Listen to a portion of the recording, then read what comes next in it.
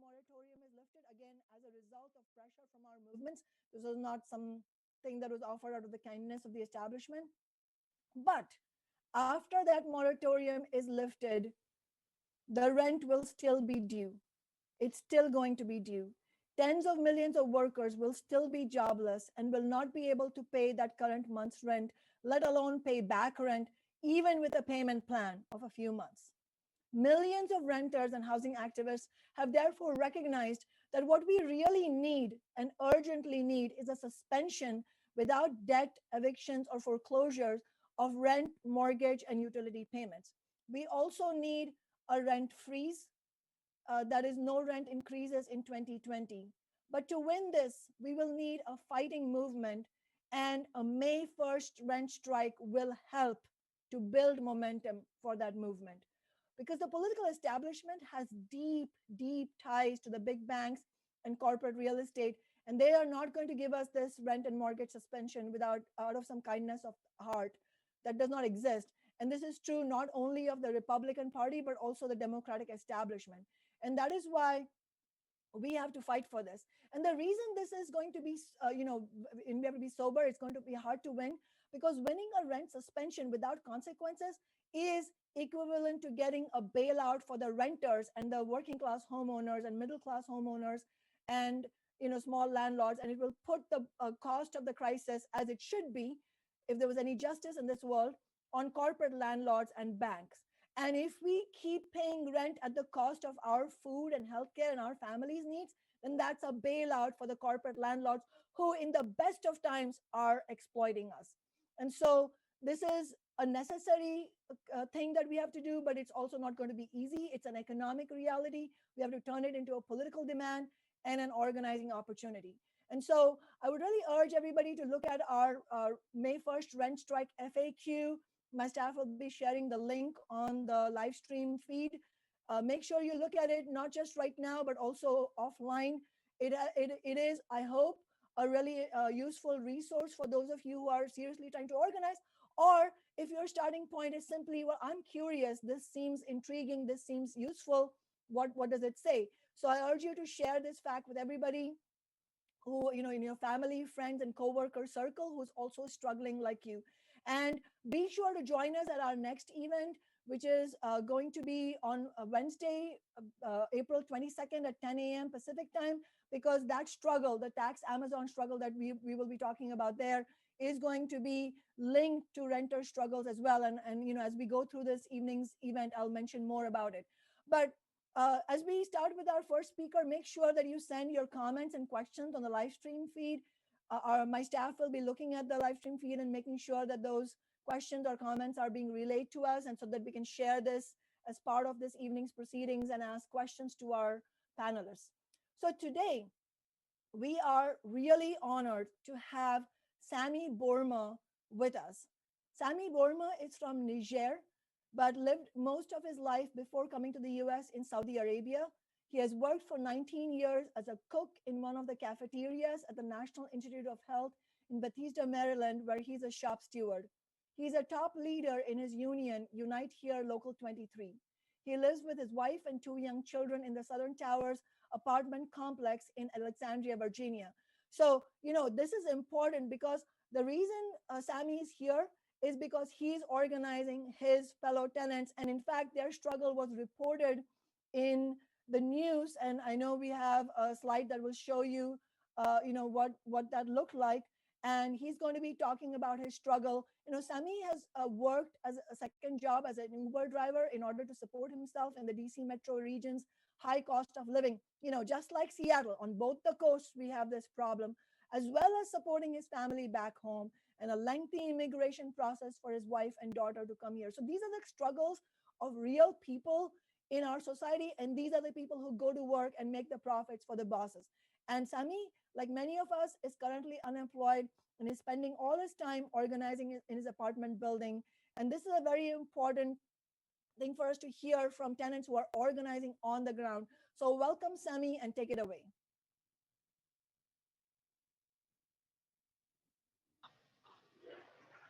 Hello, good evening, everyone. My name is Sami Bourma.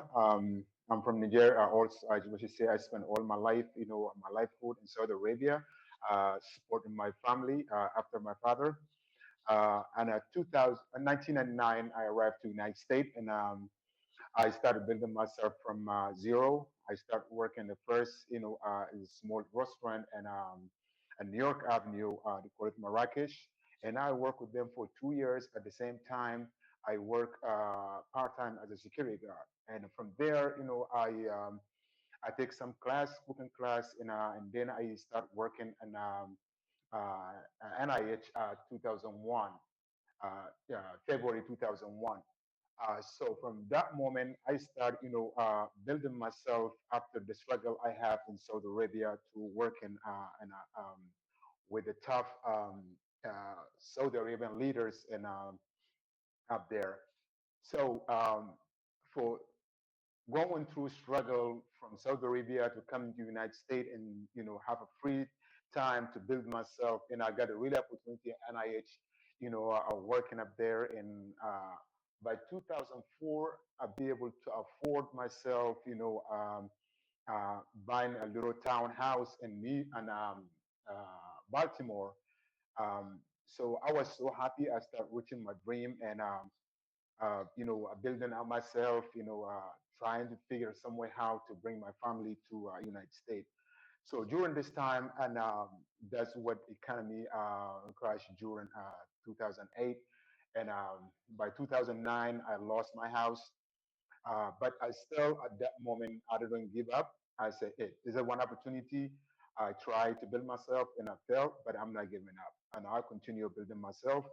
Um, so I continue working at NIH, and I found another part-time job as a security guard with this company, Securitas. I continue building myself, supporting my family, and at the same time, and NIH, I enjoy Local 23 as a shop store. So from there, I start learning, how to take in structure, how to build, if you want to do something, you have to have some instruction for you to be able to succeed. So through Local 23, I really learned a lot, side of a working place, and how to move my coworkers, to win. If it's a contract, if it's grievance. So I take that experience, I transfer it to myself. I say, hey, I can do something better than that. So from security job, I changed to Uber driver, which is I can see more income to as Uber driver. So from 5 o'clock in the morning, I leave my house. I finish NIH at 2:30, and 3 o'clock I jump behind the wheel until 11 o'clock. And then at that time, by 2010, I got married with my wife, and God bless us with a young, beautiful girl. So, and I start going processing for immigration situation. So that, it taken me 10 years for me to be able to get my wife here, from one application to another, from one lawyer to another. So it was a big struggle and a big pocket hit, but I still get up. I didn't give up. I was trying to figure some way how, because I know there is something, down the road I'll be able to do to get my family down here. So I'll continue doing it until my family get here. So as for my family get here, it's 2 years. I just start building myself again with my family, and then God blessed me with another boy. So that struggle I get through during that about, like, I would say the 16 years or 15 years, and then that it put me in a really good experience time, things to be able to recognize if there's anything you need, if you put in a structure, you sit down and figure it out, you'll be able to achieve it. So when that, class is coming through, while we were organizing Dallas Airport with my teammate from Local 23, uh, we organizing HML host, to get a contract, and then that coronavirus situation coming through. So we already, me and my family, we going struggling, you know, paying. It's not only rent. The little loan I get to bring them here is all because of ticket money, and plus my car loan, plus the little credit card I have. So already I was in a hardship, and then we come in through this, and everything's clapped all on one time. At the same time, I cannot drive, Uber because of coronavirus. Because when I look at my kids, I look at my family, I cannot afford to get outside there to get affected by this corona, and then I come home, and then all my family be, in trouble. So I get laid off from both jobs at the same time, at the same day, because when I get laid off from NIH, and at the same time I'm organizing with Local 23, but I still continue organizing long I tell myself if I be able to do anything from home, it's not only because I know there's a whole lot of people out there struggling the same me. So that's what is the moment came I start thinking ahead of a situation. So I was thinking to myself first before I start looking to anybody outside. I was like, okay, now I'm at home, looking at my account, looking at the rent is coming, look at my car loan is coming. So what is I supposed to do in that? Because if I take, that money to make any one of those payments, so in a 15 days, I'm not be able to put the food on the top of my kids' table. So, and then I started thinking it ahead again. I was like, okay, let me talk to my friends, who is closest to me. We share problems, the good things, everything. We share all the time together. So, at that time, that my clock started ticking. It started, from my friends from Local 23, because we have, a lot of Local 23 members in the Southern Tower. So I started calling them. I said, hey, how do you still working? They said, no, I've been let off. You've been let off? They said, yeah, I'm let off. And I let off in a bad way because number one, I don't have any. So that is particular person I talked to, he's a good friend of mine.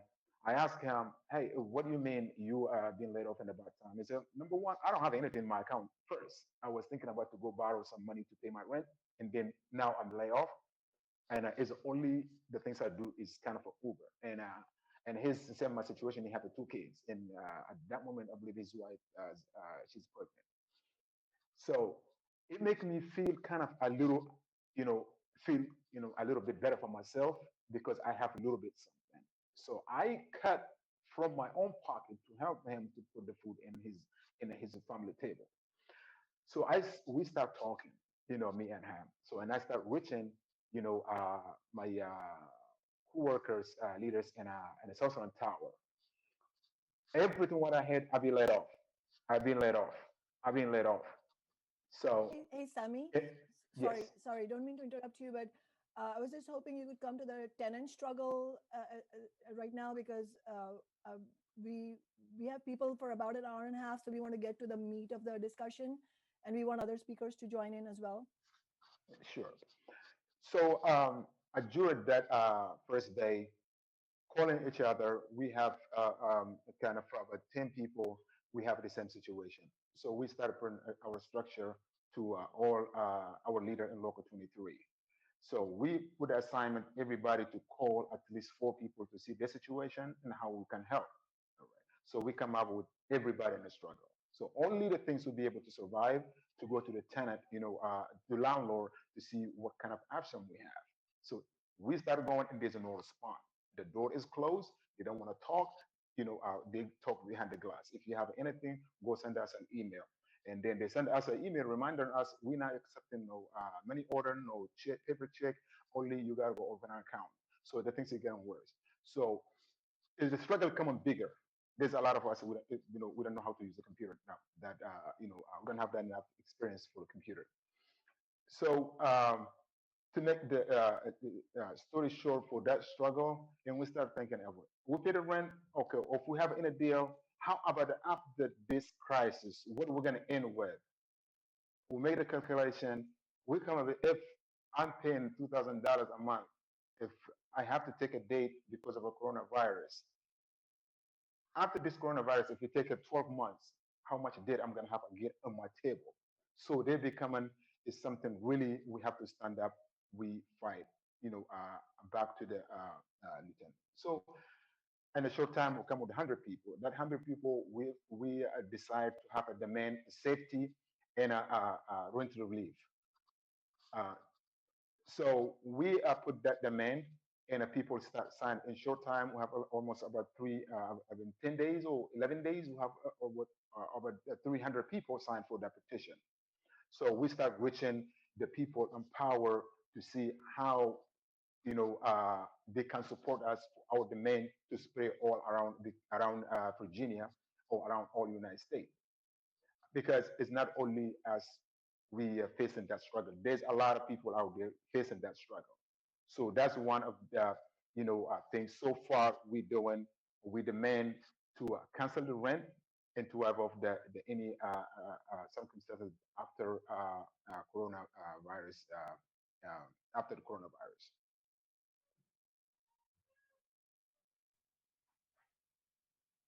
Thank you, Sami. And it's really important to have a live struggle that is, really succeeding in organizing renters, because I think that's going to be the heart and soul of the organizing we do. And we want to bring in more into that into the discussion of actually the nitty gritty of organizing, not just why we should organize, which is absolutely the fundamental starting point. But once we're convinced that we need to do this, how do we actually concretely go forward? And to share the sort of the part two of this story from Alexandria, Virginia, that Sami started, we have Sarah Jacobson, who was born in New Mexico but now lives in Washington, D.C. And she has been part of the Unite Here Union for 16 years, organizing mostly in the South and Southwest. And before the start of the pandemic, she was working on a new organizing drive of airport concessions workers at Dulles Airport. And she's going to share more about how the union provided its knowledge base and its organizing support to this tenant struggle that Sami was just describing. And actually, just to share with you all, I mean, as a rank and file member of the teachers union myself, I think it is a powerful example of how unions, because they have the organizing and the political know-how to help or concrete struggles, what an important role and decisive role they can play in helping renters. But this hasn't happened enough. In fact, the Unite Here Local 23 example we're seeing here is an exception to the rule. So it's so critical to have Sarah's voice here. So I welcome Sarah to share her thoughts on how this struggle was organized and what role the union played, and also what are the day-to-day actions organizers should be taking to organize tenants. Hi, everyone. Good evening. I'm very honored to be here tonight and to follow in the footsteps of my brother, Sami, who is the inspiration for the rent strike organizing that we are supporting in Virginia and now also in the District of Columbia and Maryland. I think, Sami's story illustrates, one of the really important ways that this rent strike movement has grown, and that is by actually sharing the truth of what people are going through and the reason that they're choosing to make a decision that feels like a risk, but balanced against a greater risk of going into debt or sacrificing things that their families need right now. So the buildings where Sami lives, they're called Southern Towers. They're operated by a corporation named Bell Partners. It's a place where I'd actually spent months of my life, I think, because so many of the people who live in these buildings are airport workers, food service workers, other workers who have chosen to organize and form the union in the time that I've been living in Washington, D.C. And so these are large apartments. There are more than 2,000 units in these 5 buildings. And so when Sami came to us and said, I'm taking my money out of my bank account, this company is not going to get my money during this crisis. we immediately looked to the list of other union members who we knew who lived in these buildings. And so as Sammy was starting his outreach that he described with his, friends, people that he goes to mosque with, or the family friends, other families whose children go to school together with his daughter. We also started outreach to union members or airport workers who had been part of organizing drives in their own workplaces. 98% of our union's members are laid off right now, are unemployed. So we knew that our entire membership was experiencing the same crisis that Sammy is describing. And so the early list building, we also helped to work with Sammy and the other his neighbors in Southern Towers to create the demands. And so we shared those and gave those to the neighbor group as a Google form that people could fill out themselves. It includes name, phone number. It asks if people agree to receive text messages so that we're setting up a communication infrastructure. It asks whether people need assistance applying for unemployment. That's some of the infrastructure that our union has built in order to support our members during this time. And we wanted to offer that as well to people who are not in our union, but who are organizing and facing the same challenges together. And then it asks if people want to get involved, and overwhelmingly, people have responded that they wanted to get involved. So what we've tried a lot of things, and so I'm going to talk about the things that we've learned that worked from many of our experiments. So we had a very, very high hopes for this Google form going out into the world and people signing up, just getting it in through a Viber chat group or through over Facebook from a text message from a friend, and joining, and then the movement inside the Southern Towers would grow very quickly. And what we learned is that it actually takes one-on-one organizing. And because in the Southern Towers building, the landlords actually want their money so desperately, they have started a very aggressive campaign where they have been not just emailing people about, we want your money and this is how we're going to get your money, but they've also started door knocking tenants, where managers of the building are knocking on people's doors and explaining the new fee structures that rent they had agreed to postpone when the fee would be applied this month, in the month of April. But they are they're really trying to scare people around the new date, which is April 20th. They've been doing phone calls to people who they were not able to find at the doors. And so if we had just had a one-on-one conversation one single time, we would not have a way to efficiently for there to be a communication network in place to go back for people when they're getting confused or feel scared or intimidated by the landlord, to have someone who they trust who's talking to them and guiding them what to do. And Sammy and some of the other leaders have very inspiring stories about how people did get scared, how they did pay the rent even, and then spoke to their leader, the person who had brought them into their group. And very remarkably, two women actually figured out a way to get their checks back before the landlord got a hold of them. And so, I think we have also it started as a daily Zoom call that was open to everyone who had signed and who was in the text list. So we were, people were reaching out through their groups and then getting information about how to come together. And so that's also been a very important part of the building this organization, is that people can see it's not just me and the one person that I'm talking to, but there's actually a broader group, a much larger group of people who are participating. And we share the numbers about how the petition is growing in all of those calls, and then talk about what are the next action steps. And so that was, in part, those conversations were how there were outreach phone calls to city council. We invited city council into those Zoom calls to hear from tenants and neighbors about the safety issues that people were facing. People mobilized to turn out on a Zoom that you couldn't be a part of, but to the city council meeting. And then, today, in today's Zoom call, people have decided to do an action on April 20th, a way of signaling that, in fact, they're standing up and organizing and continuing to get stronger, despite the sort of fear around this date that many of the tenants have, that many people in the building have. And so,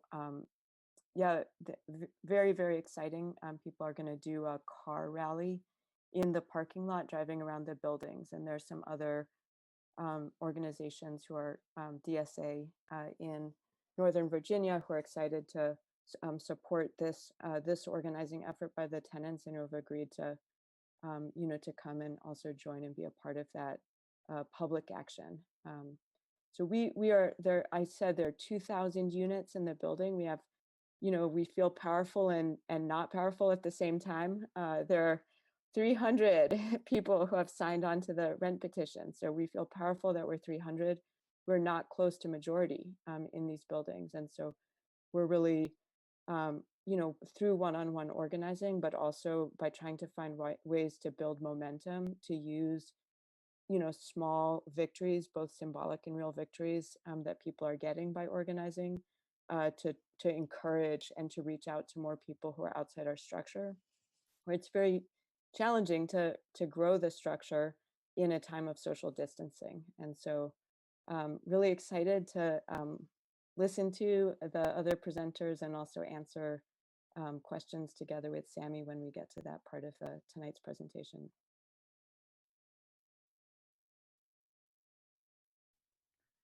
Fantastic. Thank you so much, Sarah. And we, our next speaker is Sasha Sommer. So while she's getting ready and I introduce her, I just wanted to take into account some of the questions and comments that have come up in the live stream feed.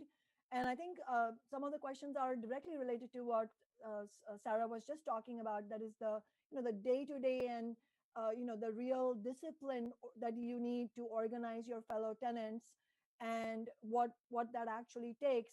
And so one of the questions that has come up in the feed is any example documents that we could create to hand to our fellow tenants. And another question was, how can myself and other people are organized with in Philadelphia and across the country help out with this fight? Well, I think the best way, we can all help each other out is to take on the task. It's a difficult task, as Sarah described. Sammy and others are putting all their time into this, and yet it is not easy because, for the simple reason that it is scary, legitimately scary for renters to start building their power. Even though there's latent power, it is scary because you're going up against powerful adversaries, and we should never make the mistake of underestimating either the power and the clout or the viciousness of corporate landlords and property management corporations and corporate real estate and the big banks. I mean, they are absolutely blood-sucking entities, especially among the capitalist class. And so we have to go into this soberly, but also with real excitement and adrenaline coursing through our veins, because we're doing what is just and what is right. And this is absolutely something to be proud of. But concretely, what do we do? So, in relation to the questions that I just read out, if you can all go to the FAQ, which again, I'm sure my staff will share out the link to. And if you go to the points that are on pages 3 and 4, they concretely go into how you can get organized from one day to the next. So actually starting with making a list of your fellow tenants. And as Sarah said, your aim should be to get commitments, preferably from a supermajority, but at least a majority. So at least 50, and better yet, 75% of the tenants, you on around clearly formulated demands. So What is it that you're demanding? Are you demanding a rent suspension of 100% rent suspension?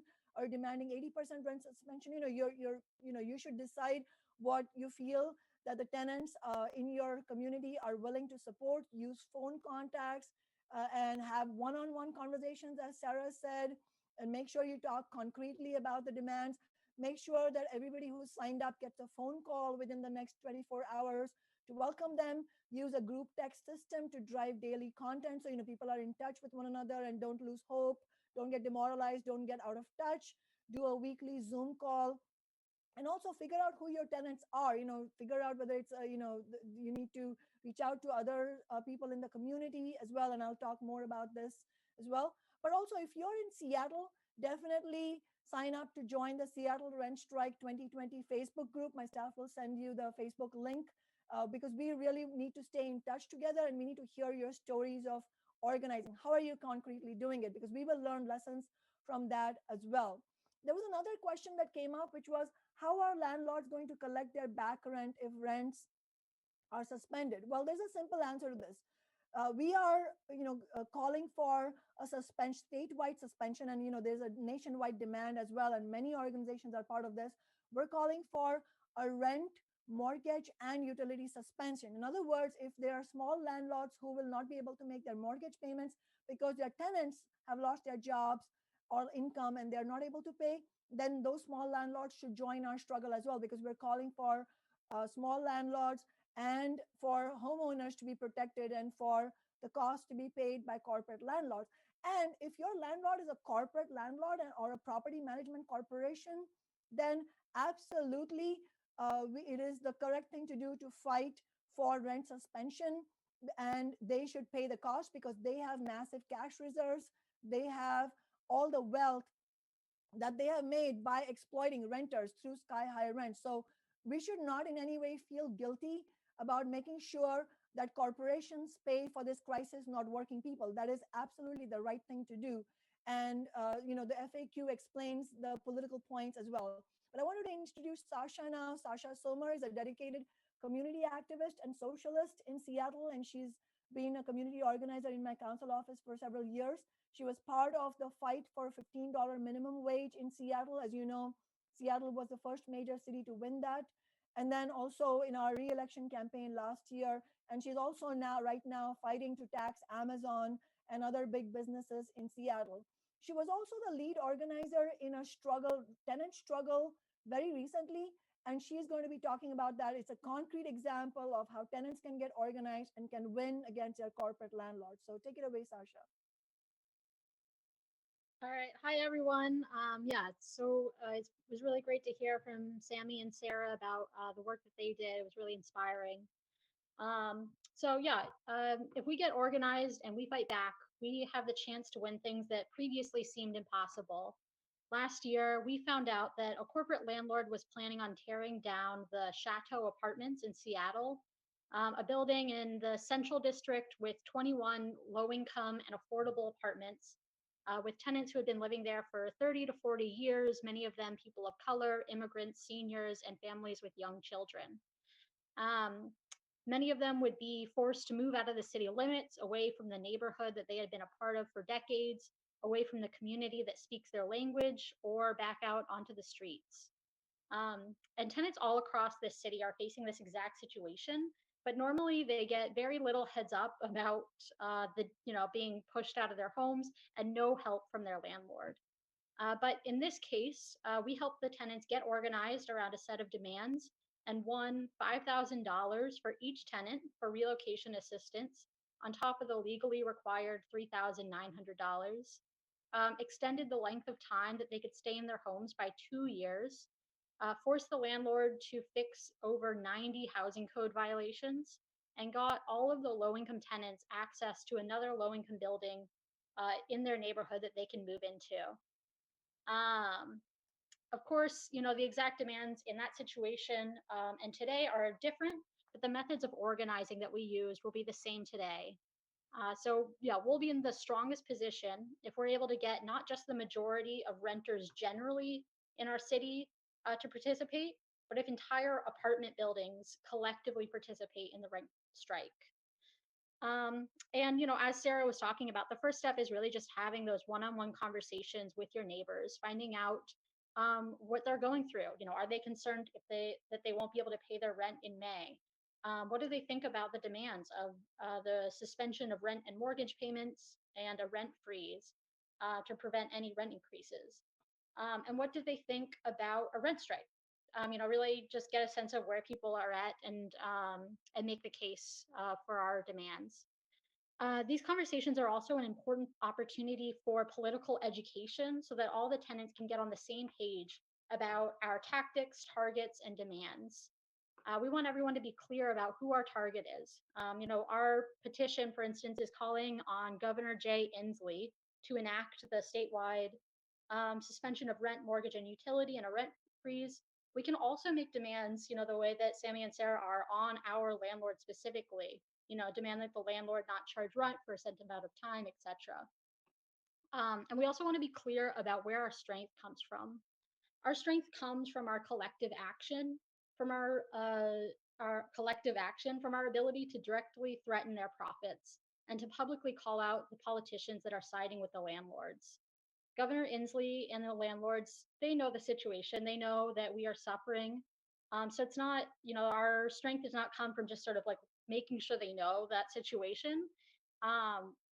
They are putting the profits of the landlords above our needs. And so we need to change that situation. In these conversations with your neighbors, you're not going to convince everyone, but we do need a majority involved. Solidarity is the bedrock of any renters or workers movement. Our strength is in our unity and collective action. If we're alone, we can be singled out. So take time to patiently discuss with people who aren't convinced, but of course, don't waste your time if it's clear you're not going to change their mind. And I think another thing that's important in these conversations is to find other tenant organizers in your building. People who are really on board with the demands and the tactics, who are ready to go out and talk to other people in your building, who can share the work with you and build up relationships with other tenants. If everything just relies on you or just one person, what happens if you have to leave or even get sick? You need to broaden the layer of leaders and organizers beyond yourself. And in these conversations, you can also find people with compelling stories that can really make the case about why these demands are so important. People who are willing to speak publicly about their story. So make sure to get everyone's name and phone number and email, so you can follow up with them, as well as their apartment number, and to take notes after each conversations about what questions they had or concerns and how the conversation went generally. You would be surprised about how hard it is to remember, all the details of each conversation once you've talked to 10 or 15 different tenants. So take good notes. And of course, all of this is more challenging with the need for social distancing, but there's a number of ways we can overcome that obstacle. You could post a letter on a bulletin board if that exists in your building with a space for people to give you their contact information to follow up with them and have these individual conversations over the phone. Could leave a note at everyone's door, making the case for the rent strike and asking them to call and email you to get in touch about it. You can also, wear a mask, carry disinfectant with you, knock on doors, and then, step back from the door to have the conversation from a respectful and safe distance. So, once you've gotten a sense of where your neighbors are at, and you've gotten some folks on board, you want to develop an action step and get an overwhelming majority to sign on to it. You want to have tenants meetings. You have a space for people to talk collectively. Of course, doing that over Zoom or other video conferencing services. And you'll want to come to the meeting with a proposed action step. Although, of course, be flexible, but it's good to have something to start with. For instance, you could draft a letter clearly stating your demands and that you will all be participating in the rent strike, and gather as many signatures of tenants as possible on it. Landlords will try to say, oh, this is just a few radical tenants that are taking part of the rent strike. So we need to show publicly that we have the majority on our side and that we're united. It's crucial that we get as many tenants as possible signed on to a collective statement, a collective action. So At the Chateau Apartments, I spent many entire days door knocking. I'd get there at 9 in the morning and catch some tenants on their way before they went out to work, and 2 p.m. to talk to seniors, and then I was there at 6 p.m. or later for tenants who worked late. And I went back multiple times, noting down who or did or did not answer the door. And it took multiple conversations with people to convince them sometimes.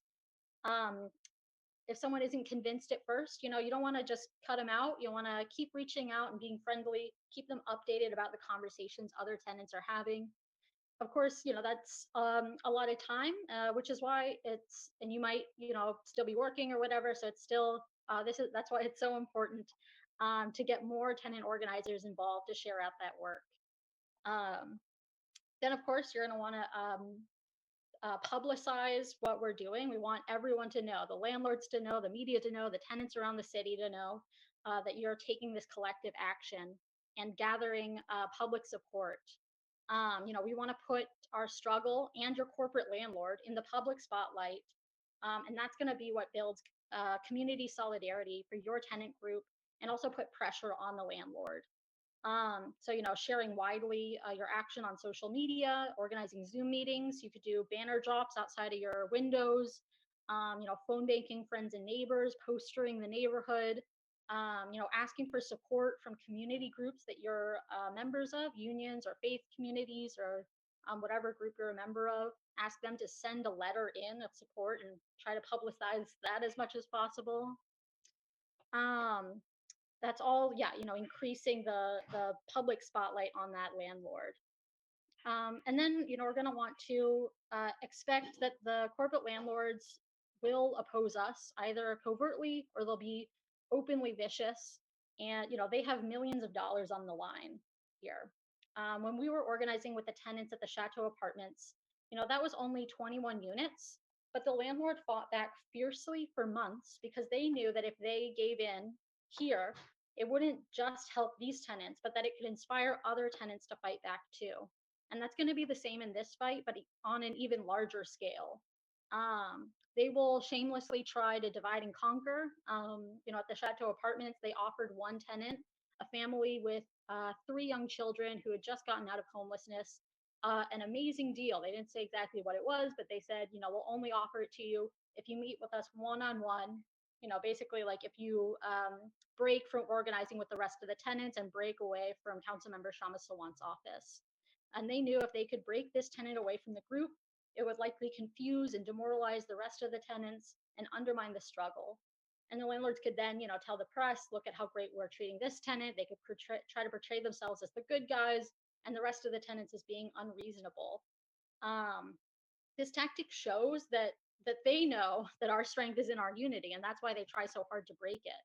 An important part of working class organizing is successfully pushing back against divide and conquer. This is an age-old strategy used by the capitalist class to break workplace and union struggles. And this tenant and their family, they stood against that and they said, no, we're not going to meet with you by ourselves. Our family has just gotten a whole lot bigger, referencing all the other tenants in the building. They will also try to threaten and intimidate, as Sarah was talking about.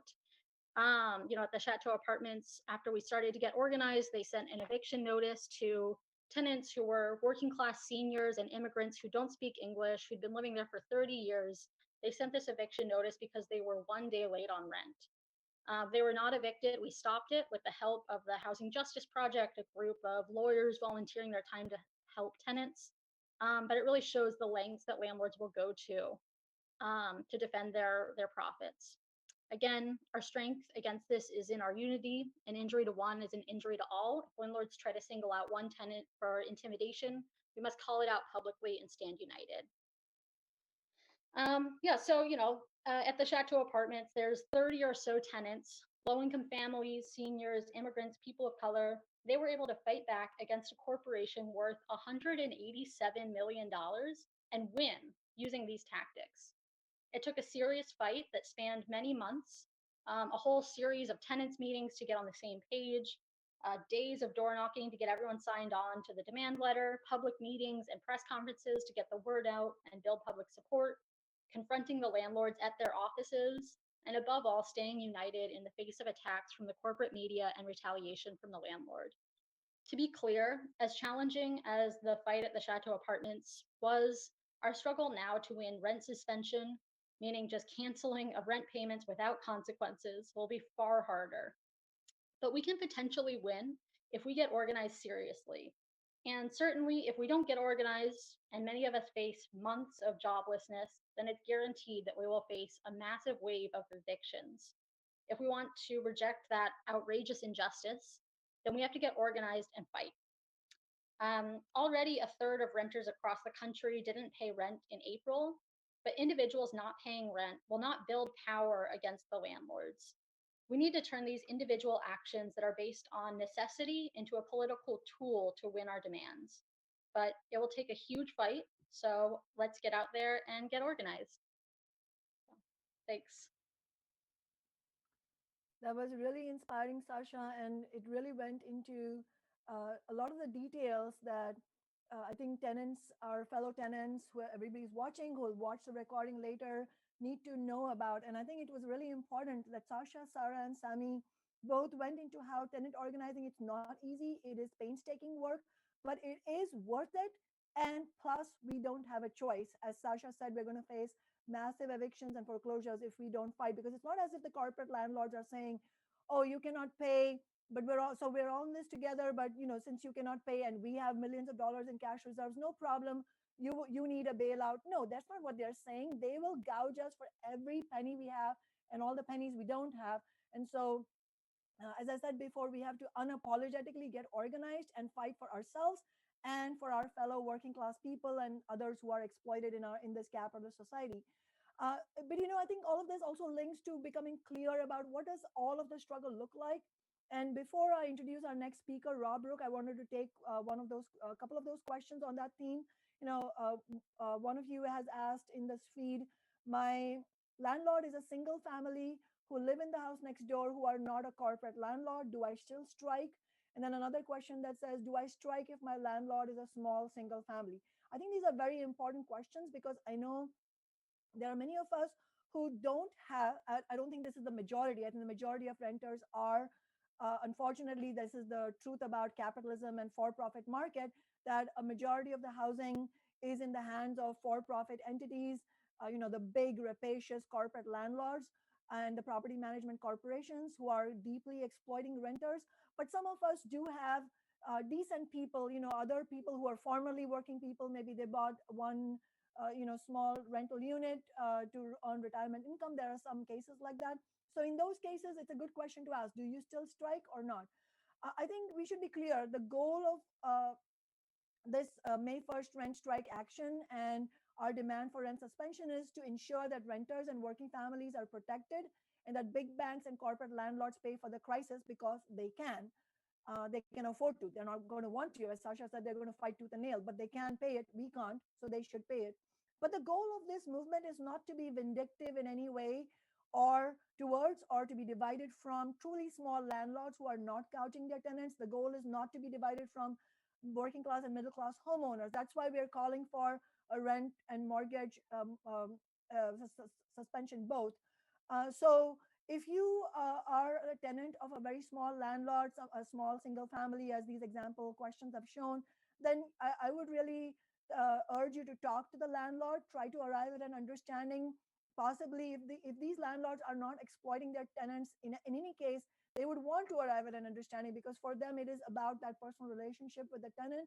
They want to make sure you have a roof over your head. So if you're able to arrive at that kind of understanding, you should still join us at protest actions. You should still be part of the overall action in solidarity with other renters, even though in your personal situation, you may have it resolved, and I hope you can. But if that doesn't resolve, and if you don't find a resolution, then I urge you to contact my office. My staff will share my office email address, and then we'll have to see, what to do on a given case basis. What's the solution? It's not, we'll have to look at the specific situation. But you should definitely, regardless, be part of the actions. Sarah mentioned that In other cities, they're doing April 20th as an organizing day. Here in Seattle, we are very certainly going to be doing the May 1st, not only rent strike, but also protest actions. So join us for the Seattle car caravan protest. We will announce the details later, but make sure you are linked in on the Facebook event so that, you just say going so that you receive updates about that.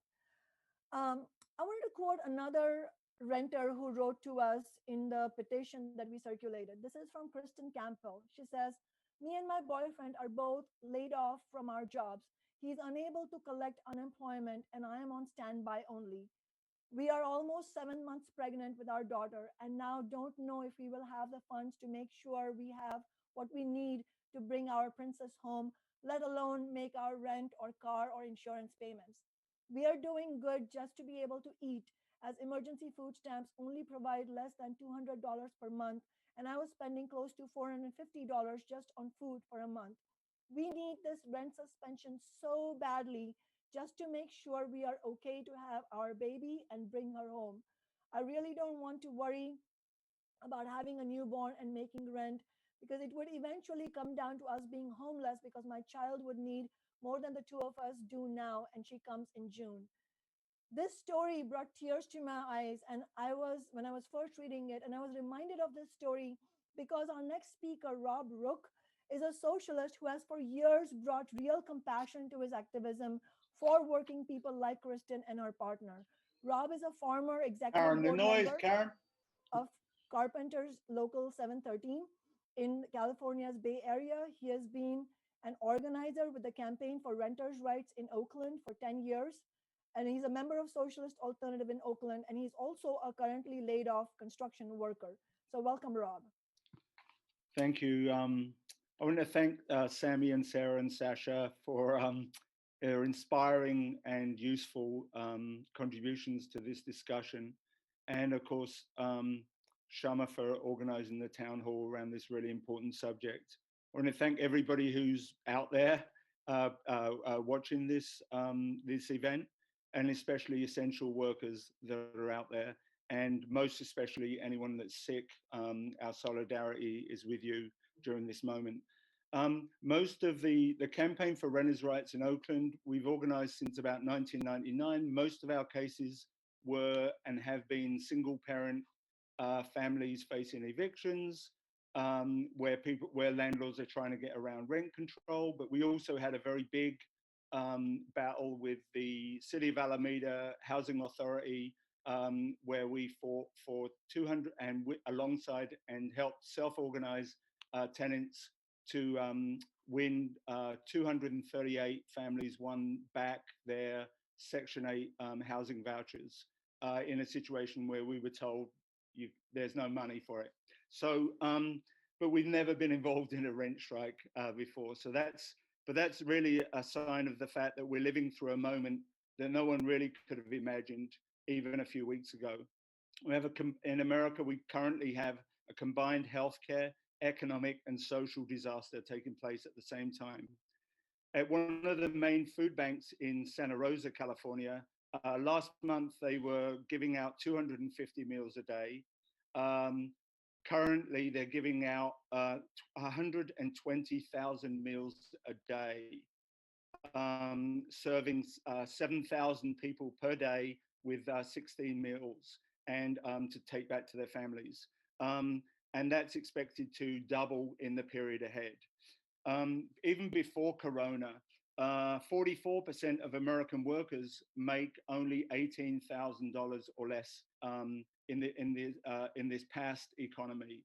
This is in the richest. We here in California live in the richest state, in the richest country in the history of the world. And why are people now on the food lines? Because they couldn't afford any savings. Everybody is dramatically in debt, and we live in a society really where inequality is highly organized against us, against working class people.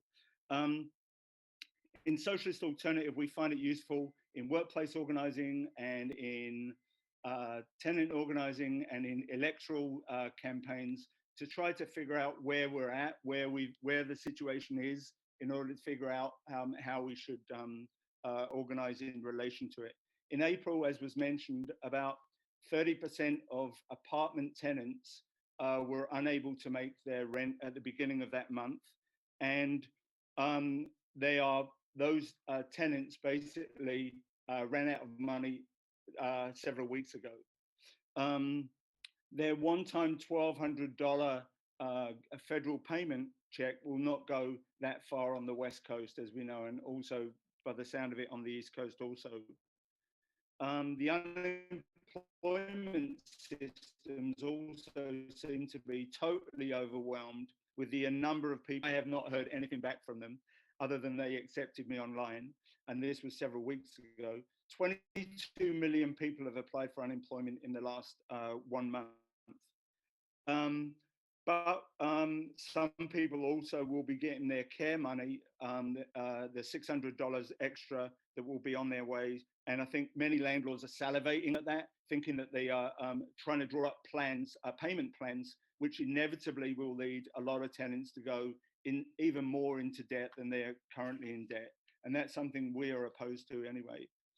So this is where Rent Strike 2020 comes in. There are already millions that didn't make April's rent payment and are now 1 month behind already in their rent.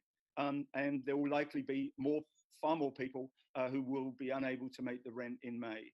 The only certainty for the coming months, and I'm not trivializing this, but the only certainty is the increased uncertainty. That we're entering a period of economic precarity on a scale which has been unseen in living memory in this country. And that we have no choice but to self-organize collectively, both for the bigger political goals that Shama has outlined for a rent freeze and rent forgiveness, but also literally building by building, as we heard from our friends on the East Coast. So what do we mean by organizing, self-organizing collectively? We're not suggesting that everyone in every situation withhold their rent. We're suggesting that everyone safely attempt to connect with first their roommates, but then also with their building co-tenants and their neighbors. And while maintaining self-distancing, fly your neighbors. People all over the country are doing this, as we've heard. Organize a Zoom meeting if you can with others from your building and let them know that they can apply for unemployment benefits and what their rights are, and also that there is a mortgage moratorium, which will give people a little sense of ease at the fear of what's coming up. I just spoke to a tenant last night, a woman who raised the whole thing about the fear of who can she trust and who can't she trust. And this is the same in workplace organizing. Is the first fear of anybody organizing in the workplace, and I've done this as a carpenter, is you're going to get fired. And the first fear is of tenants organizing is that you will be singled out to be evicted. But we have a situation now where people's backs are against the wall and and to try to figure out who they can trust. In California, this is how we kind of approach these tenant meetings over Zoom or online or otherwise, is we try and figure out collectively what an average rent everyone can afford and whether that is a rent reduction of 80% or 10% of those that are present. There'll always also be a family or individual who has absolutely nothing. And our approach has been that we should ask them to make a token rent payment, maybe $10 or $100 or whatever, and that include them as a part of the deal. So what we're trying to do is trying to figure out a way, and we've done this in a number of buildings, to bring people together collectively in a way with making the least sacrifice for those people that are trying to figure out how to be a part of this movement, but are and the main thing, one of the main elements for us is not to leave any tenant behind. When we're agreed collectively, then we have a couple of tenants write the letter, and then they will then send a registered letter to the landlord explaining our situation and our rent reduction offer. And this is not a payment plan. we are opposed to any kind of indebtedness for tenants. If the landlord agrees, great, then we spread the news over either our Facebook rent groups. We have 1,300 on our rent group here in the Bay Area, and or to neighbors. If the landlord refuses, then it's easier for us to suggest to the majority of tenants that we strike collectively. This will seem far more reasonable to most of our co-tenants. So we don't want evictions, but an eviction wave is coming in America because we live in a society that puts the dollar before the well-being of families and individuals. A wave of also long-term layoffs are also coming because the economy is not going to pick up. There's large numbers of people in the service industry that are going to be out of work possibly for the rest of the year or longer. But what we have no choice in is to attempt to organize, and that is really what Rent Strike 2020 is about. In the summer, when shelter in place is lifted, if it is lifted, overwhelm the court system with eviction cases.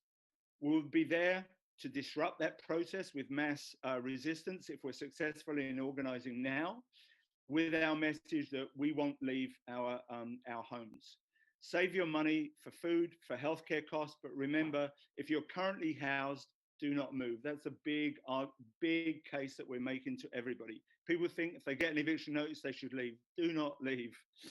So why are socialists involved in this fight? I think most socialists these days are millennials, and they are, unlike myself, and they are already massively in debt, and they don't want to become slaves to their interest payments. But that is life for a lot of Americans these days. Socialists argue that the banks need to be publicly owned and not used to turn people out of their homes, but instead to build affordable city-owned housing. Under capitalism, millions of renters are forced to give their landlord sometimes half of their money, half of their monthly income. This is almost feudal. Imagine going to the grave, having given half of all the work that you work for to somebody who doesn't even really need the money. We want to live in a society and a world where we aren't always anxious about if we're going to be homeless someday. One of the big landlords in America, and I'm going to end with this point, is Mid-American Apartments. They own 100,000 units. They made $1.6 billion in profits off their tenants last year. I haven't figured out the maths yet, but how much it is per tenant. But they made money that really should have been going elsewhere and shouldn't have been impoverishing hardworking working class people. They are also highly organized with an army of lawyers and an army of politicians that they've paid off. But there are more of us than there are of them.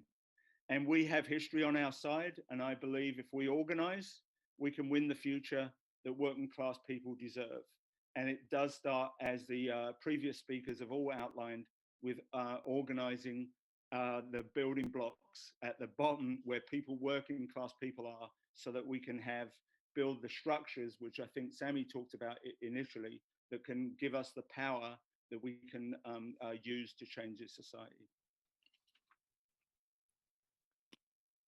Thank you, Rob. That was a very important contribution for us to hear from, and also to understand why that sort of the larger context behind why renters need to organize this fight back, and not just in this pandemic. Our next speaker is Uba Versame Aydin, who's going to bring in some more important points. But before that, I wonder if I could ask a question to Sarah. Sarah Jacobson, who spoke earlier. We have a question from somebody who lives here in Seattle. They say, I'm in Seattle District 3. I hate that there aren't really any common spaces in my building to post much. Hundreds of tenants here, though. So while people keep to themselves, I'd love to change that. Sarah and Sammy, and maybe we can start with Sarah. Can you tell us how tenants can address these problems when there are not really any physical spaces for them to post and post notices? And on top of that, we are also living in the age of social distancing. So how can tenants overcome these barriers? Yeah, thank you for that question.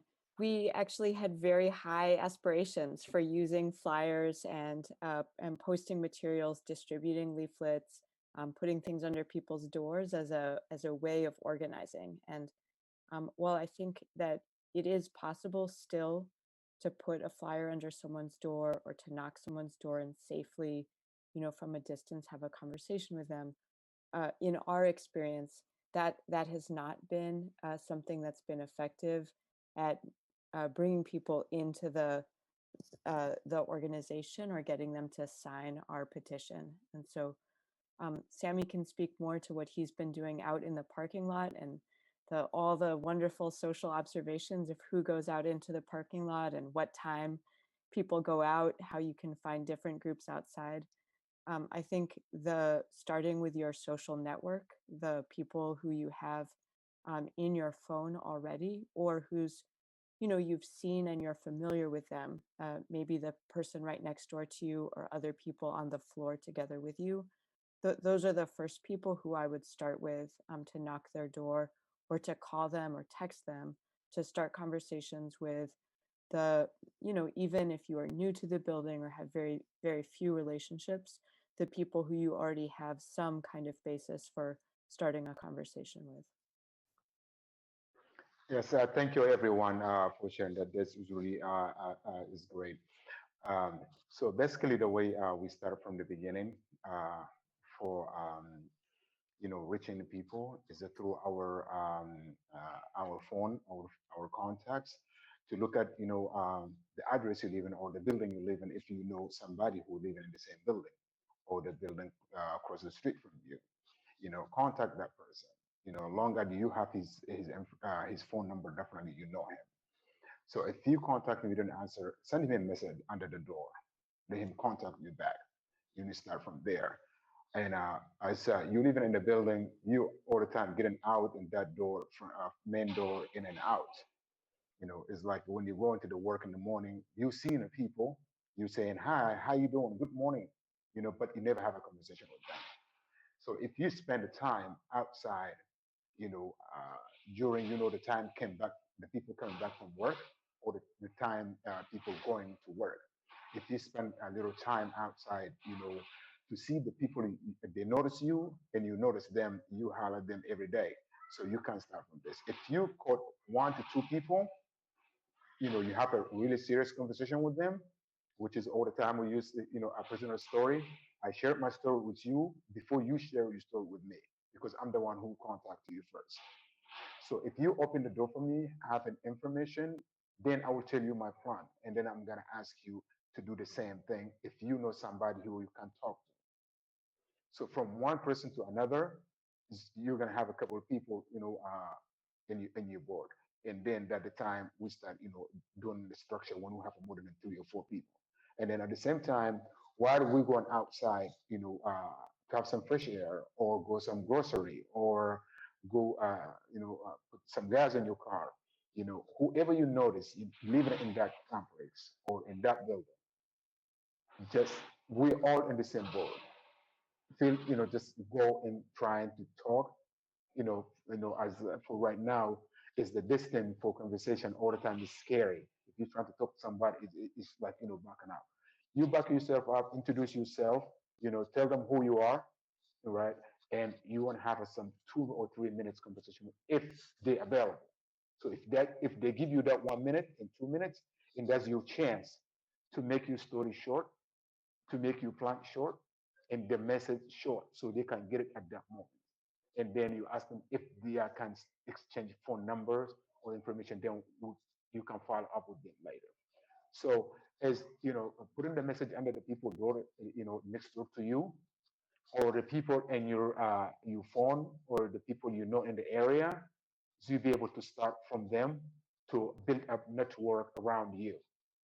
So if you build up 5 people from your phone or the people so that 5 people, each one of them, take a commitment to talk to another 2 to 3 to 5 people, just like what you did for yourself, you know, and if everybody take that commitment and make it happen, in a short time, so you're gonna have some group is are building up, and then there's the structure will start from that moment.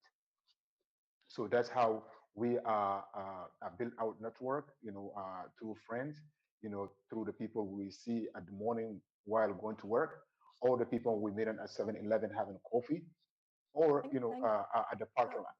thank you, Sami. That was very useful and very concrete about how actually you can do that when you don't have any common spaces in your building and you still need to reach your tenants. I really appreciate Sami and Sarah giving us concrete examples of how we can overcome these obstacles that I know many renters, especially in big cities, face. Our next speaker is somebody who is very experienced and also dedicated as an activist to organize some of the most marginalized communities in some of our biggest cities. And so it's my pleasure to welcome Uba Warsami Aden, who works as a medical interpreter at Swedish Hospital here in Seattle. She's a longtime East African community organizer. She's a fighter for affordable housing. And in fact, my office and Socialist Alternative has a long connection with her, especially through an incredible tenants' rights struggle that was successful called Stepping Forward, anti-stepping forward rather. Uba will talk about that. She's also been active for healthcare for all, and she's a full-time mom. Welcome, Uba. Thank you so much. Can you guys hear me well? Yes. Great. So thank you so much, everyone. This is great. At this time we have new terminology in the medical world of COVID-19 era. It is crazy everywhere. Everybody is so scared. I was listening when Sami was saying that, contacting people and all of that. Now we have a different measures and different way of even contacting people. So everything is not how we used to mobilize ourselves. So it's like taking another step and thinking of mobilizing is another level now. We have to learn new normal of mobilizing people now because of what is happening within our world now. So, and this issue of speaking of the rent, suspending rent and mortgage, this is the perfect time with especially knowing that we have so many people who are not working and out of work. Like, for example, the community that I'm connected directly and which I can speak, personal stories from one to another that I hear about how rent, they can't pay the rent because I have a large group who are Uber drivers. I have a group of my network who are interpreters who work, as a contractors. They are all out of work. We have Lyft drivers who are also out of work. I have a brother of mine who was working in the airport. So their whole department shut off and they all were sent home. So the stories is like one after another. I mean, we can't even think. Sometimes I don't even know where we're going to be the next few months if we don't have some kind of plan for people in the way what are they going to do with their rent? So, and when some people thinking, okay, how are you going to suspend? We were talking and having those kind of conversations. Wall Street has been rescued. GM was rescued. They are big companies with multi-million dollars. We're talking about our working people. We don't need to be explaining why we cannot take care of our working people, why we cannot take care of mothers, fathers, and the children. We already have enough people who are homeless. Do we want it to bring more people to the homeless community? It's like my mind cannot even wrap around that when I think about it. I have a mother who contacted me and sent me a letter that her landlord sent it to her. She's actually someone who have Section 8 voucher. And I'm thinking, like, if a Section 8 is supposed to take care of this and the husband is out of work because he was an Uber driver, why are they going to be worried about their rent? They need to take care of that automatically. So I'm thinking, like, okay, someone who has no voucher, someone who is not in subsidized housing, I get it, that was paying their rent. But someone who already have a system who's supposed to help them, and now they are in scarcity and they cannot, they sleeping at night thinking that tomorrow will I lose my apartment with 6 children. And my background is, is psychology. And I'm thinking, like, what are we going to do when we have more people who are losing their mind because they are worried so much about how they're going to take care of their children? Then we're going to have to worry about how we're going to have more people in the psych ward because we created that. So this is not a small issue. This is not something to just reminisce about or talk about and just to say, oh, it's a possibility. This is something that has to take place, and it must take place. So I was saying, I don't need to really say much. All of you are on board. All of you understand the need of organizing. We still have to practice social distance because we want it to all be healthy. Everybody, their health is number one priority. I was doing campaign and distributing a cloth mask on my own and delivering to people's house, or sometimes asking, stop by, drive through in front of my house, and I will have a bag, Ziploc bag, and I will throw in your window. I'm going to be a distance, and we're still going to practice, the social distance and still provide this. So we need to make sure that our families are taken care of. And if our government and big companies are thinking that, the $1,200 freaking dollars is coming in, they can pay for. No, they can't pay for their bills, their electricity, their utilities, their other needs, and it's a one-time thing. Excuse me, $1,200 is not much. My rent is $2,500. So if I am out of work and I get $1,200, what is that going to do for me? Nothing. With 3 children, and I am one of the families who have the smallest amount of children with the communities that I am known in. So this issue, as I said, I'm so glad, Shama, you taking the initiative in this. This is needed now more than ever. This rent suspension and mortgage suspension has to take place. We need to reach out to everybody that we can reach out to. If we have to make a drive-through for people to distribute masks, which is a hit thing. I found out that I've distributed 300 masks in like 4 days. And, we collect the money and we paid for it and bought it from women who can sew this. So if we can do that, maybe we can have flyers and have people drive by and just take the flyer and let them know that this is the initiative we taken and this is something that's important. And if we have to have people who can sign in, then we need to do that. We need to get as many signatures as we need to. We need to make sure that people know about this. We need to make sure that we are all taking part. Everybody can do something about this. We all are responsible and we all have a stake in this, every single one of us. Thank you so much, Uba. That was really, perfect pitch to inspire people as to why they should organize. As you said, Uba, correctly, the big corporations are getting bailed out, but the workers, the employees of that corporation are not getting bailed out. I mean, you mentioned GM, Boeing is another example. Boeing executives are getting billions of dollars in bailouts. They already had corporate tax handouts from the state government, including from the Democratic establishment, but their mechanics have run out of paid leave, and now Boeing has announced and made a dreadful announcement actually that their mechanics are going to go back to are going to be called back to work next week, which is, I mean, from a health, I'm not a doctor or a public health expert, but from everything that we are hearing from public health scientists, that seems like a disastrous decision and we have to push back against it. And the last time they tried to do it, there was a massive community outrage against it and we were able to win.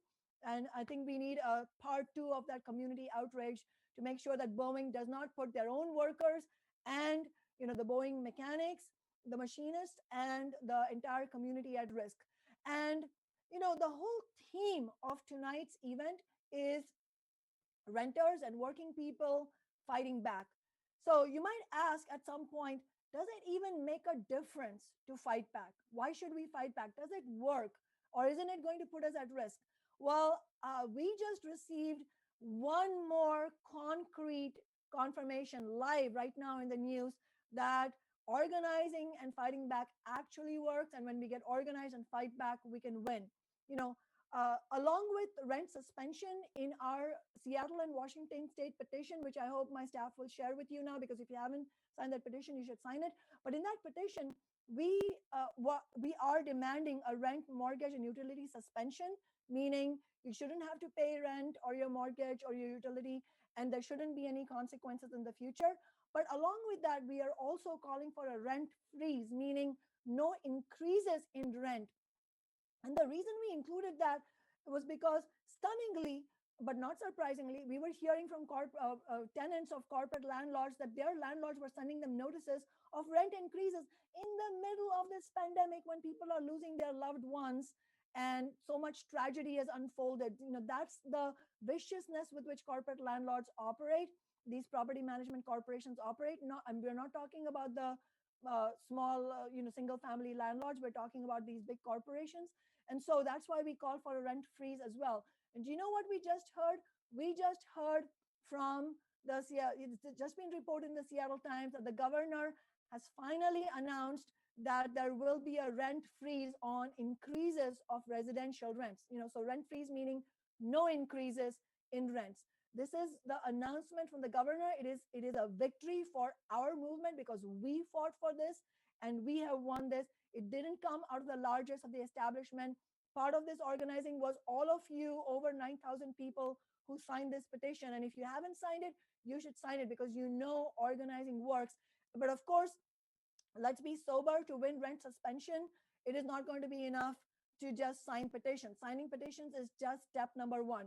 So all the points that Sasha, Sarah, Sami, Uba, Rob, all of our speakers have shared with us from around the country, including in Seattle, those are the important points to take home, that it is the painstaking day-to-day tenant organizing that is going to work.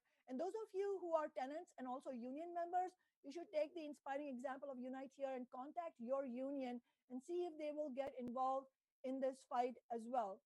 And I think some of what I just said also in terms of the victory we have just won, which I hope has truly inspired everybody. It's a real example of what we can win when we fight. It goes into some of the questions that some of you have asked. One of the questions is, my rent was raised by almost 40% in February. I mean, this is just unconscionable. And when we asked if they would lower back to its prior amount, they suggested we work for Amazon, Instacart, or Costco. I mean, this is just stunning. Thank you, fellow tenant, whoever has shared this question, thank you for sharing this question. I mean, the comment, it's not a question, but a comment. I'll just read it again because it's so stunning and shows the nature of capitalism.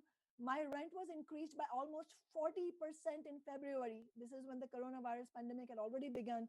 And when we asked if they would lower back it to its prior amount, they suggested we work for Amazon, Instacart, or Costco. In other words, they want us to get exploited as workers, expose ourselves to the sickness so that we can pay them the rent so that they can keep making profits. And this is money, as Rob said, they don't need. Another question, another point, another comment said they're raising our rent by $200, and that is before the new parking fees and storage fees. So that is why we are calling for a rent freeze, and we have won that. But it's a temporary rent freeze. We have to keep fighting. I believe it runs only till June 4th, but we are going to need a freeze on rent increases and for much longer than that. So our petition is calling for a rent freeze, meaning no rent increases through 2020. That's going to be a very example. There's another question that I wonder if one of our speakers would address. The question is, would be helpful if you gave steps like how to find our landlords other properties and how to get small landlords on our side, as the biggest issue is corporations and banks. I think some of it has been answered, but I wonder, Sasha, if you wanted to start a response to this, and maybe we can see if Rob or Sarah or Sami also wanted to join in.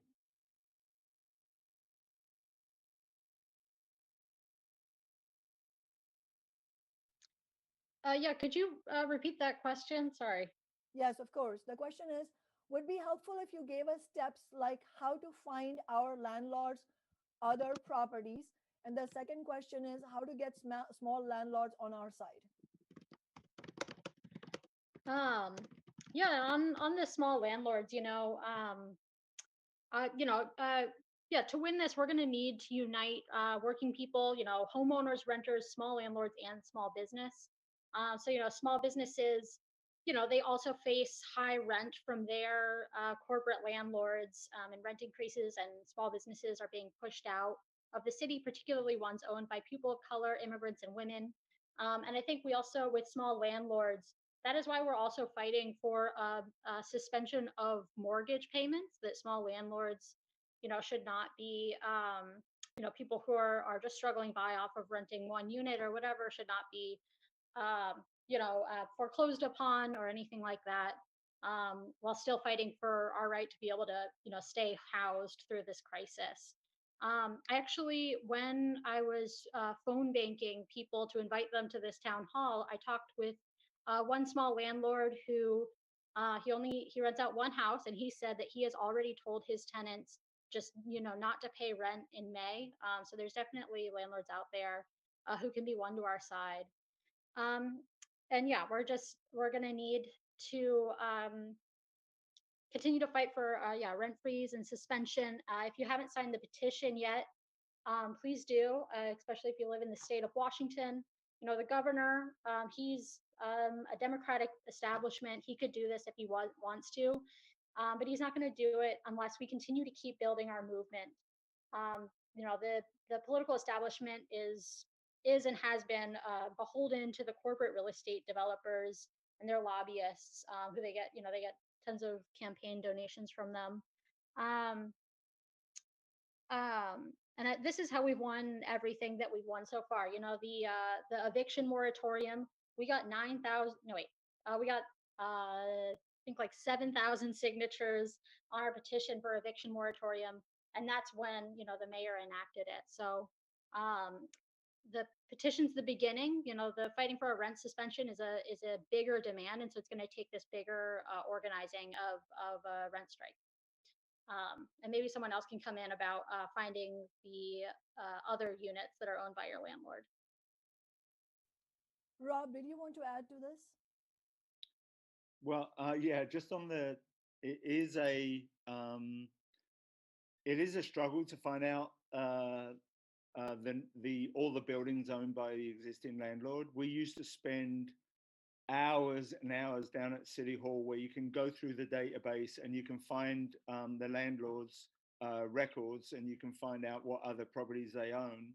But in what ended up helping us actually, and this is really key in citywide organizing drives and the rest of it, is that we connected with a real estate agent who was left-wing and sympathetic, and she would just, anytime we sent her a landlord's name, she would just send us all the information that real estate brokers and the rest of it have access.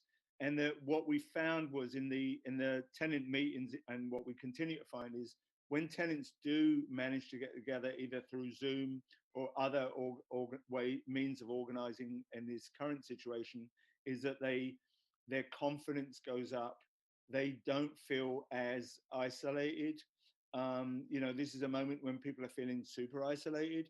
And I think coming together and hearing, and it's the same with union organizing drives, as some of the previous speakers will be aware of, when you get people together, they begin to share the stories of struggle and stories of hardship.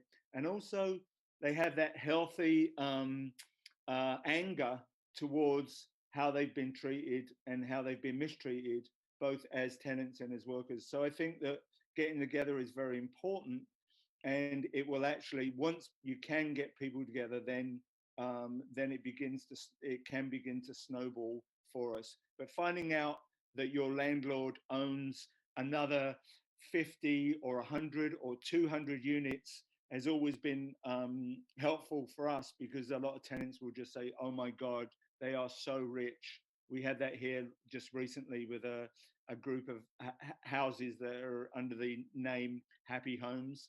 And people were stunned at how many buildings their landlord owns, and that their rent is just going to enrich a couple actually in this situation.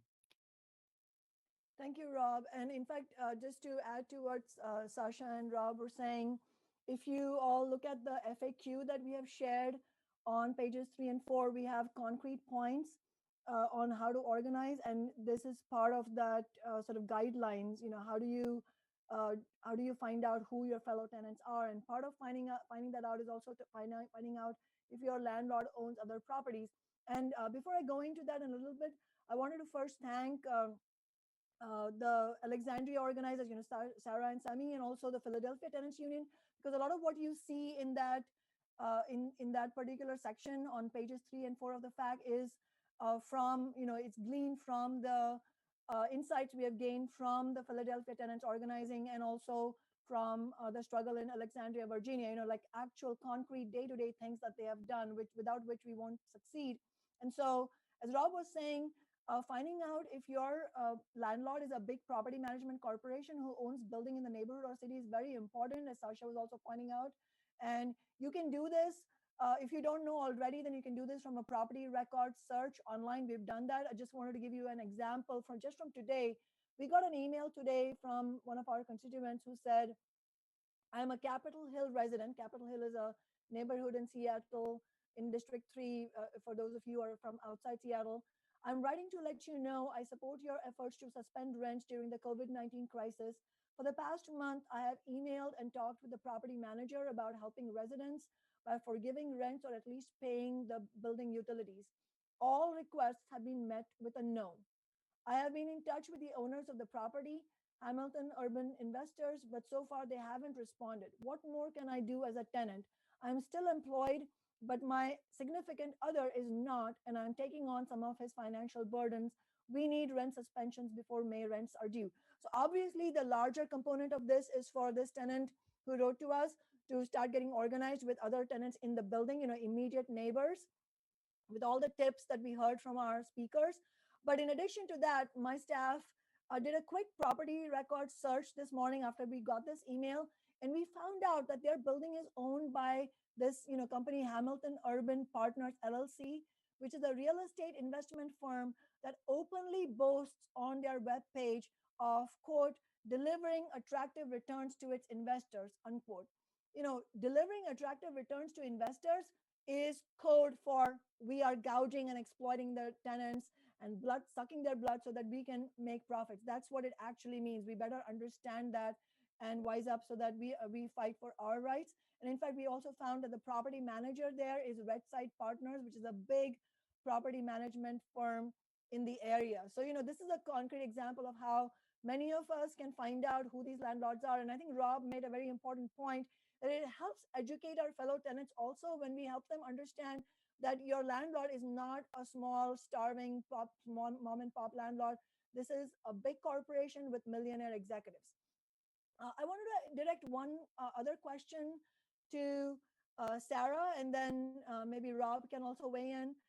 Sarah, we are hearing from a lot of reporters, ever since we announced this town hall, reporters are asking us, aren't renters going to be vulnerable to eviction if they engage in a rent strike? Isn't it irresponsible and reckless of renters or organizations to call for a rent strike? How would you respond to that?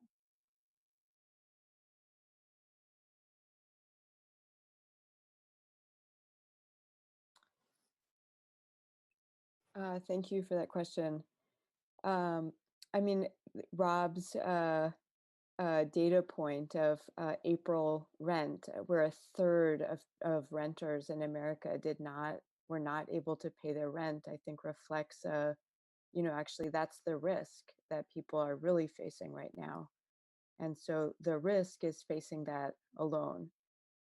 So what we're talking about tonight is organizing together in your building and across a city or across a state in a way that you are not alone to face this crisis, today, this month, next month, the whatever month it is that we're able to return to work.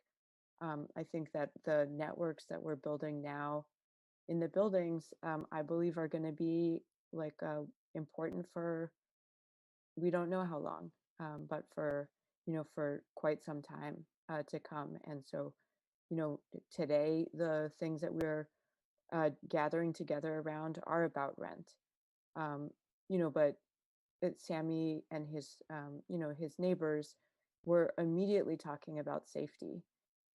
There are people, other of our members of the union, who are in buildings without access to Wi-Fi. And so their kids who are at home are not able to complete school assignments.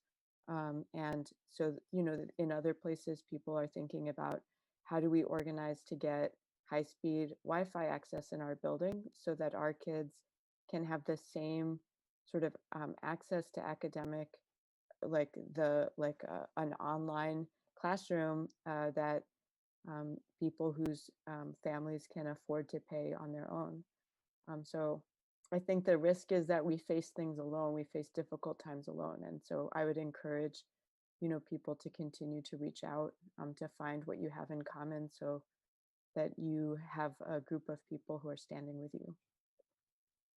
Thank you, Sarah. Rob, would you like to add to that? Yeah, I think Sarah hit the nail on the head, but people are feeling very vulnerable about the situation, but are we making life more vulnerable for people by helping them organize? Our key thing is we're not asking everybody to get in a fight and with their landlord. We're asking people, we're presuming that there's going to be large numbers of people that are going to be unable to pay the rent, and we want to try to help them to the degree that we can to organize so that it's so actually it's the opposite, so that people are less likely to get evicted if they are organized. So that's the key element for us. And I think that we live in a society where the establishment always tells us, don't rock the boat, it will cost you. So don't fight for civil rights. Don't fight if you're a woman for the right to vote. Don't fight, it's always better to try to come to some private, singular agreement with your employer rather than to collectively work together. And we're fighting for people to be organized for what is, to argue for a rent strike 6 months ago would have been reckless. To argue for a rent strike today is in tune with the reality of the new world that we're entering into. And the whole feeling and the spirit of the Rent Strike 2020 is to organize. And organizing is all we have. We don't have billions in the bank, but we do have people, and and organizing together is the only choice we have, really. Thank you so much, Sarah and Rob, for clarifying that. And I think I'm definitely really inspired to take the next steps. I hope you all are. Sasha is going to run through some of the next steps quickly. But before that, I wanted to just, re-announce, if those of you who came in late, maybe on the live stream, one of the most exciting things we're trying to organize for, and, as Rob and Sarah and Sammy and Sasha and Uba all explained, organizing is absolutely crucial. It's the backbone of how we can win any kind of social and economic justice in this deeply unequal society that doesn't work for us. And so one of the most exciting steps we are hoping to build towards is a May 1st strike action, rent strike, and also workplace strike actions are going to happen throughout the nation. And in Seattle, we're going to have a car caravan protest action. Details are going to be announced. But I would really ask one thing of everybody who's watching on the live stream. If you are excited by everything that you've heard from the speakers, if you are looking forward to fight, it's going to be hard. But as Rob said, it's going to be even harder if we don't fight back. If we don't fight back, we're going to see a massive wave of evictions and foreclosures. And the only hope we have is to fight against that. If you're excited by that prospect of building solidarity and by the idea of having a car caravan protest on May 1st, would you just say on the feed that you're excited about May 1st car caravan protest or something like that, so that we know that you are excited, we get that feedback, and then we will use that as our own fuel to keep organizing. And having said that, now I wanted to turn to Sasha, who will go over some of the most important next steps that are coming up for the Seattle area. And for those of you who are not in Seattle, please keep in touch with our office, and we will help you get hooked up with organizers in your own cities, in your own regions, because this is really a nationwide movement. Sasha. Hi, yeah. So this was really great, but we want to continue building out of this meeting. So the next event that everyone should come out to is the April. You're seeing it. Oh, well, okay. Well, the next one is there we go. The April 22nd City Council meeting to discuss the tax Amazon legislation to fund emergency COVID-19 relief. Um, we're in this meeting, we've been talking about fighting for rent suspension and mortgage suspension and a rent freeze, but we need more than that. The relief funds that the federal government is giving, a one time payment is not enough. This tax would fund $500 a month to 100,000 households in Seattle. And we're going to be doing that through taxing the most profitable corporations who have been enjoying Washington state as a tax haven for decades. So we're going to be meeting up at 9 a.m. Before the 10 a.m. meeting to collectively talk, and then people can join the city council meeting and go into public comment. We need as many people as possible telling the city council to vote in favor of this legislation.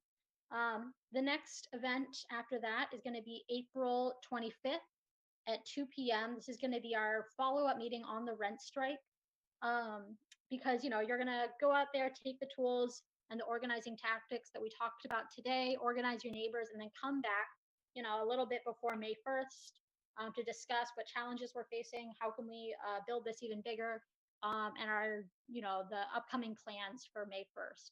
And then finally, of course, May 1st, the day of our rent strike, we want to make this as big as possible, be as public and loud as possible while still observing social distancing.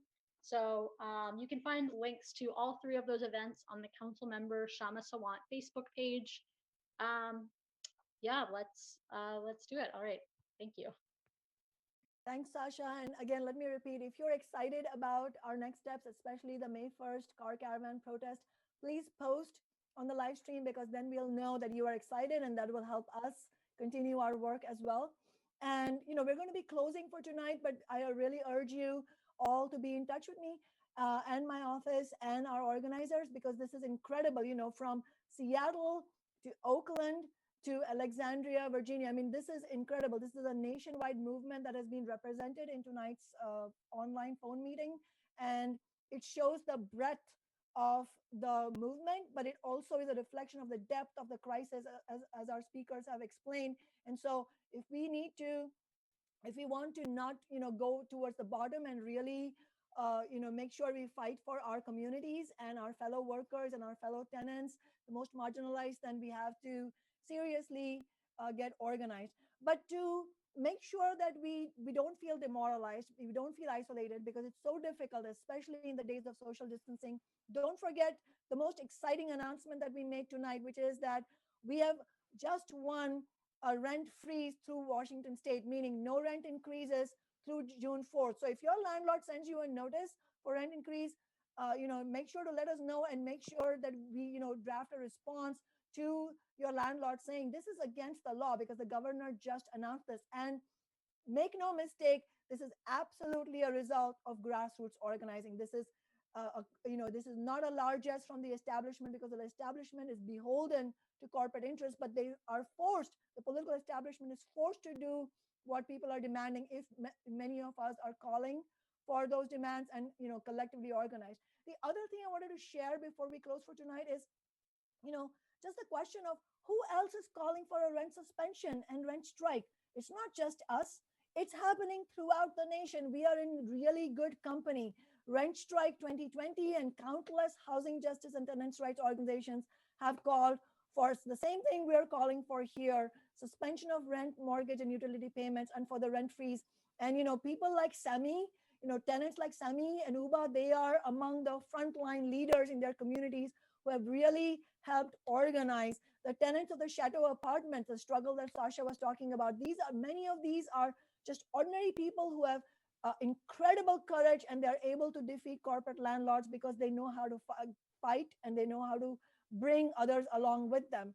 And so in addition to socialists and housing justice activists, we even have groups like Parents Together, which is a national parent-led group that is calling on US Congress to suspend rent, mortgage, and utility payments. And there's a number of tenants' rights organizations. I just want to read them very quickly. Kent Tenants Union in Kent, Ohio, Autonomous Tenants Union in Chicago, Illinois, Tenants United in Chicago, Illinois, Alliance of Californians for Community Empowerment in Los Angeles, Rent Strike ATX in Austin, Texas, Woodside on the Move, Queens, New York, 1234 Pacific Street Tenants Association, Brooklyn, New York, Unite Here Local 23, African Communities Together, which is what we heard from Sammy and Sarah in Alexandria, Virginia, Richmond Tenants Union in Richmond, Virginia, Tenants of Saturn Property Management, linking up with LA Tenants Union in Los Angeles, California. These are just some examples of people who are on our side. We have a lot of people on our side. We just have to get rid of our demoralization, our feelings of isolation, and recognize that if we organize seriously, we can win. We have just shown that when we fight, we can win. So let's take that feeling with us for the rest of the days, before we come back on the 22nd. For those of you who are in the Seattle area, let's make sure we also build our movement to tax Amazon and big business, because we need to fund coronavirus relief for our most vulnerable families. We need to fund affordable social housing that goes hand in hand with fighting for rent suspension. I really thank everybody who joined us tonight. Keep in touch with us. Make sure you're signing up to our Facebook group, the Seattle Rent Strike 2020 Facebook group. We'll share that once again. And contact my office anytime you have any question or concern. We'll share the email address again. And looking forward to seeing you all again. Thank you so much. Good night. Good night, everybody. Good night.